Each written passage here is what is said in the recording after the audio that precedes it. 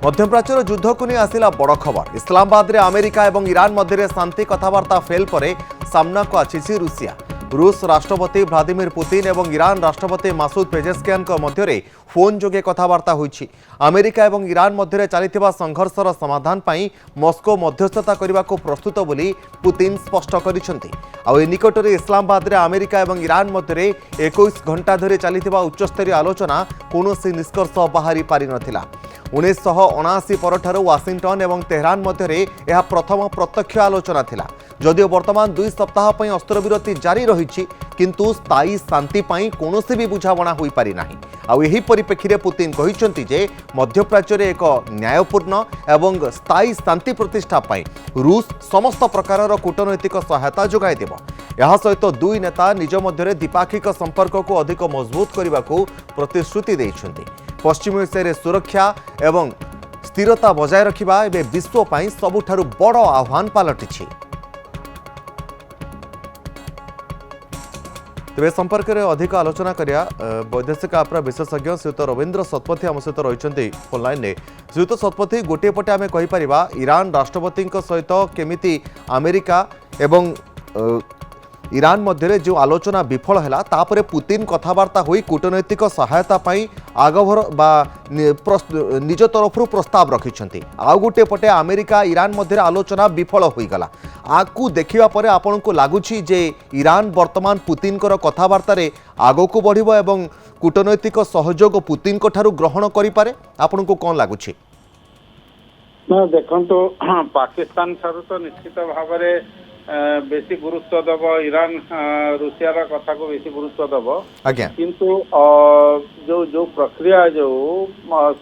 पुणी आलोचना जो प्रक्रिया ताको पुणी आरंभ करिया दरकार एवं आरंभ करिवा पाई जे दुई देशंकर पुणी से मनोवृत्ति मध्य थिबा दरकार। किंतु वर्तमान जो परिस्थिति सृष्टि होती विशेषतः हरमुज को लेकिन एवं तांकर जो परमाणु शक्ति को लेकिन जो अचलावस्था तांकर आलोचना रे ही दुईटा ही मुख्य कारण थिला अचलावस्थार कि ताकू पुणी से केमिति को प्रकार पुणी आलोचना माध्यम को फेरवा एटा गोटे कथा। एवं द्वितीय कथा हला ईरान रे जो तांकर देखंतु जो इस्लामाबाद रे जो प्रकार आलोचना होता जे सेति पाई जो कूटनीतिक कौशल भी दरकार। कारण कौ प्रकार कौशल अवलंबन कले जे दुई देश पुणी जे से माने शांति आलोचना करि पारे। आउ एक प्रश्न उठुची जे गोटे पटे हरमुज पॉइंट को केमिति सठिक भाव में जहाज चलाचल करिपारिबो सेतिपई ईरान सहित ईरान गोटे सुरक्षित मार्ग मध्य बाहर करिथिला। जेतेबेले वर्तमान इस्लामाबाद रे चलिथिबा बैठक विफल हेउछि तापरे अमेरिका राष्ट्रपति डोनाल्ड ट्रम्प जो निर्देश देइछन्ति जे हरमुज पॉइंट दे कोनोसी भी जहाज चलाचल करि पारिबो नाही एवं सेही जहाज जी भी चलाचल करिवो ताकू रोकिबा पई डोनाल्ड ट्रम्प निजर नौबाहिनी को निर्देश देबा यह केउ आड़े इशारा करुछि। कारण हरमुज पॉइंट जदि संपूर्ण भाव में अमेरिका मध्य बंद करिवो आ गोटे पटे ईरान मध्य पूर्व बंद करिछि तेबे स्थिति आहुरी जटिल हेबो पूरा विश्व पाई। ना देखंतु असुविधा या है कारण जेतेबेले ईरान वर्तमान चाहूँ जे तार सार्वभौमत्व रहिबो हरमुज प्रणाली उपरे जो जतिकी जहाज जीव से माने तार निर्देश रे तार जो परमिशन रे ही तार अनुमति रे ही से जीव। द्वितीय कथा हला पुणी से पाखर मध्य से शुल्क आदाय करिवो जे से एई जो सेही जोथि पाई के अमेरिकार प्रतिवाद चला इवेन आलोचना रे मध्य सेही पाई तांकर सहमति हेई पारला नाही। तेणु जदि शुल्क जदि से जदि निये एवं तेल दर पुणी सेमती पुणी बढ़ी चलिबो जदि बैरेल पिछा जदि $1 जदि नाला बा जहाज ऊपर जदि $2 मिलियन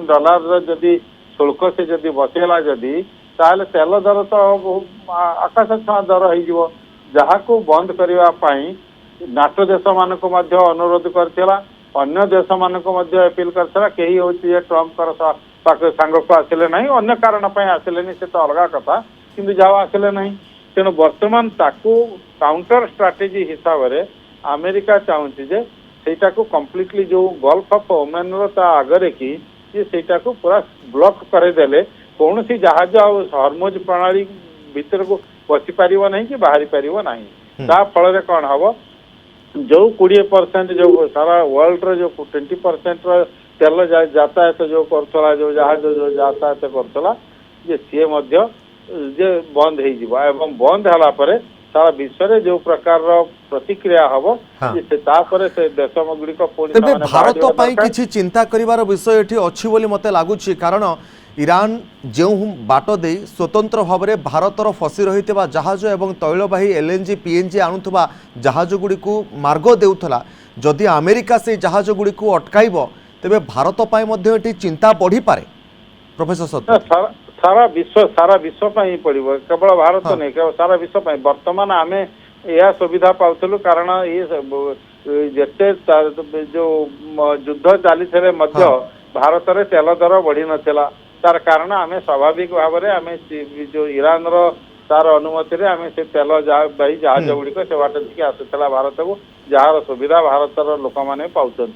किंतु वर्तमान जदि ब्लॉक जदि हो ताहले केवल भारत ने कौन सी जहाज से बाट देखी गतायत करिपरिबो नहीं गतागत जदि न हुए जदि ताहले कंप्लीटली जो मिडल ईस्ट रो जो तेल गुड़िक जहाँ भी आसुला से सब गुड़ाक पूरा ठप हो आगे पीस टॉक जेतेबेले विफल हेउछि आगो 14 दिनिया जो सीज फायर घोषणा करा जायछि अमेरिका पक्षरु से 14 दिनिया सीज फायर जेतेबेले शेष हेबो सेतेबेले पुणी कोन परिस्थिति सृष्टि हेबो युद्ध आउ एक बड़ भयंकर मोड़ नेबो ना किछिटा भल परिस्थिति आमे देखिबा जे युद्ध आउ आगो को बढ़िबोनी से भली किछि लागुछि आपन को कि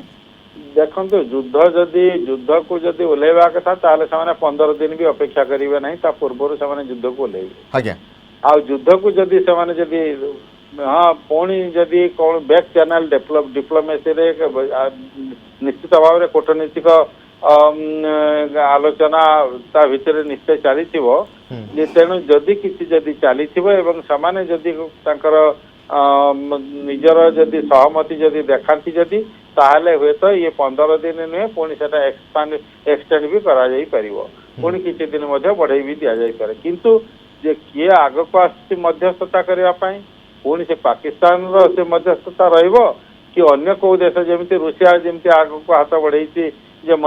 मध्यस्थता करने तेणु ये कौ देश आसो एवं ताकू एमाने जो दुई पक्ष से केमिति तांको विश्वास को नेबे ता उपरे सब किछि निर्भर करे किंतु मते जहाँ लगुच हुए तो ये 15 दिन भितर जे सीधा सड़क युद्ध हबार किसी आशंका नहीं निश्चित भाव में बहुत बहुत धन्यवाद देवाक चाहिए प्रोफेसर रवींद्र शतपथी रही वैदेशिक विशेषज्ञ आम सहित अधिक आलोचना करुले।